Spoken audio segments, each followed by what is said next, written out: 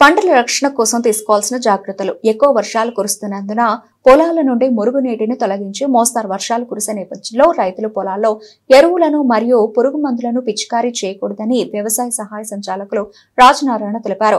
ఆరుతడి పంటలో వర్షాలు కురవడం ఆగిన తర్వాత అంతర కృషి చేయడం ద్వారా కలుపు నివారణతో పాటు అధికత ఏమని తొలగించుకునే అవకాశం ఉంటుందని ఆయన రైతులకు సూచించారు.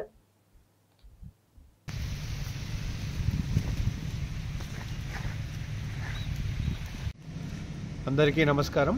ముఖ్యంగా గత 4 రోజులుగా వర్షాలు కురుస్తున్న నేపథ్యంలో మరొక 4 రోజుల పాటు వర్షాలు ఉన్నాయని వాతావరణ శాఖ సూచించిన నేపథ్యంలో రైతులు పలు జాగ్రత్తలు తీసుకోవాల్సిందిగా వ్యవసాయ శాఖ ద్వారా రైతులకు విజ్ఞప్తి చేయడం జరుగుతుంది. ముఖ్యంగా మనకు వర్షాలు బాగా కురిసినప్పుడు పొలంలో కానీ వివిధ పంట క్షేత్రాల్లో నీరు నిలబడి మురిగిపోయే అవకాశం ఉంటుంది. కాబట్టి ఈ నీరు అన్నిటి కూడా బయటికి పోవడానికి మురుగు కాలువలను ఏర్పాటు చేసుకొని వీలైనంత తొందరగా ఈ నీటిని బయటికి పంపించుకోవాల్సి ఉంటుంది. ముఖ్యంగా ఈ సమయంలో ఎవరైనా నాటు వేసుకోవాల్సి అనుకున్నా, లేకపోతే ఎరువుల పిచికారీ కానీ పురుగు మందుల పిచికారీ కానీ పైపాటుగా ఎరువులు వేయాలనుకున్నా కూడా ఈ 3 నుంచి 4 రోజుల పాటుగా వాయిదా వేసుకోవాల్సిందిగా రైతుల్ని సూచించడం జరుగుతుంది. అప్పుడప్పుడు ఈ వర్షాలు మనకు ఉరుములతో పాటు పిడుగులు పడే అవకాశం ఉంటుంది. కాబట్టి రైతులు ఎట్టి పరిస్థితుల్లో చెట్టు కింద నిలబడరాదని సూచించడం జరుగుతుంది. ముఖ్యంగా ఈ వర్షాకాలంలో విద్యుత్ స్తంభాలు కానీ విద్యుత్ తీగల్ని కానీ పొలంలో ఎక్కడైనా పడ్డాయో లేదో చూసుకొని జాగ్రత్తగా పొలాల్లో పర్యటించాల్సిందిగా కోరుతున్నాము. ముఖ్యంగా స్టార్టర్లు ఆన్ చేసేటప్పుడు వర్షానికి తడిసి షాకు గురయ్యే అవకాశం ఉంటుంది. కాబట్టి తప్పనిసరిగా రైతులు ఈ జాగ్రత్తలు తీసుకోవాల్సిందిగా కోరడం జరుగుతుంది. అదేవిధంగా మనకు కలుపు సమస్య ఎక్కువగా ఉండి వర్షాల ప్రభావం వల్ల కలుపు విపరీతంగా పెరిగి పొలాల్లో మనకు ఈ విషసర్పాలు, తేళ్లు, విషకీటకాలు తిరిగే అవకాశం ఉన్న నేపథ్యంలో రైతులు సరైన రక్షణ పరికరాలు ఉపయోగించుకుంటూ పొలాల్లో పర్యటించాల్సిందిగా కోరుతున్నాము.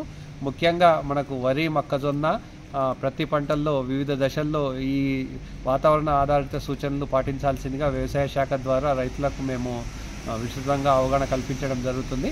ముఖ్యంగా వరి పంటలో మనకు నిల్వ ఉన్న నీటిని కిందికి తీసుకోవాల్సి ఉంటుంది. వర్షం పడే సమయంలో ఎరువులను ఎట్టి పరిస్థితుల్లో వేయరాదు. వర్షాలు కురవడం ఆగిన తర్వాత పైపాటుగా మనకు వేర్ల ద్వారా మనకు మొక్కలు సంగ్రహించవు. కాబట్టి పైపాటుగా పిచికారీ చేసుకున్నట్టయితే ముఖ్యంగా 319 కానీ 13-0-45 మల్టీకే లాంటి పోషకాలను 5 నుంచి 10 గ్రాముల లీటర్ నీటికి కలిపి పిచికారీ చేసుకోవాల్సిందిగా కోరుతున్నాము. పైపాటుగా నానో యూరియాను లీటర్ నీటికి 2 మిల్లీలీటర్ల చొప్పున కలుపుకొని పైపాటుగా పిచికారీ చేసుకున్నట్టయితే నత్రజని సంబంధిత ఎరువులన్నీ కూడా మనకు పత్రరంధ్రాల ద్వారా మొక్కకు అందే అవకాశం ఉంటుంది. పత్తిలో మనకు నీరు నిలవడం వల్ల వడిలిపోయే అవకాశం ఉంది. కాబట్టి దీని నివారణ కోసం కాపరాక్సీ క్లోరైడ్ మందును 3 గ్రాములు లీటర్ నీటికి కలుపుకొని మొక్కల మొదళ్ళ భాగంలో కానీ లేకపోతే పైపాటుగా ఆకుల మీద పడే విధంగా పిచికారీ చేసుకోవాలి. ఈ ప్రక్రియను వారంలో 2 సార్లు చేసుకున్నట్టయితే మొక్కలు కోలుకునే అవకాశం ఉంటుంది. పోషకాల విషయానికి వచ్చినట్టయితే యూరియాను 5 నుంచి 10 గ్రాములు లేదంటే 319 లేదా 13-0-45 పోషకాలను పైపాటుగా నీటిలో కలుపుకొని పిచికారీ చేసుకున్నట్లయితే మంచి ఫలితాలు ఉండే అవకాశం ఉంటుంది.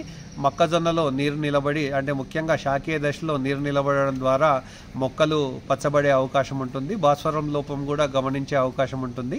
వీటి నివారణ కోసం భాస్వరం ఎరువైనటువంటి నానో డిఏపిని 2 మిల్లీలీటర్ల నీటికి కలిపి పిచికారీ చేసుకోవాల్సి ఉంటుంది.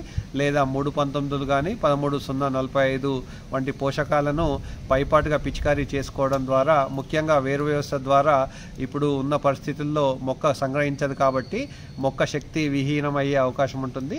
ఈ తక్షణ శక్తి కోసం ఈ మనం సూచించినటువంటి పోషకాలను పైపాటుగా పిచికారీ చేసుకోవాల్సిందిగా రైతులకు సూచించడం జరుగుతుంది. వర్షాలు కురవడం ఆగిన తర్వాత మనము కలుపు నివారణ కోసం అదేవిధంగా అధిక తేమను నివారించుకోవడానికి మనకు పశువులతో దుక్కి చేసుకున్నట్టయితే మంచి ఫలితాలు ఉండే అవకాశం ఉంటుంది. కాబట్టి రైతులందరూ కూడా ఈ జాగ్రత్తలు పాటించాల్సిందిగా కోరుతున్నాము. ముఖ్యంగా మోతాదుకు మించి యూరియాను ఎట్టి పరిస్థితుల్లో వాడొద్దని రైతులకు సూచించడం జరుగుతుంది.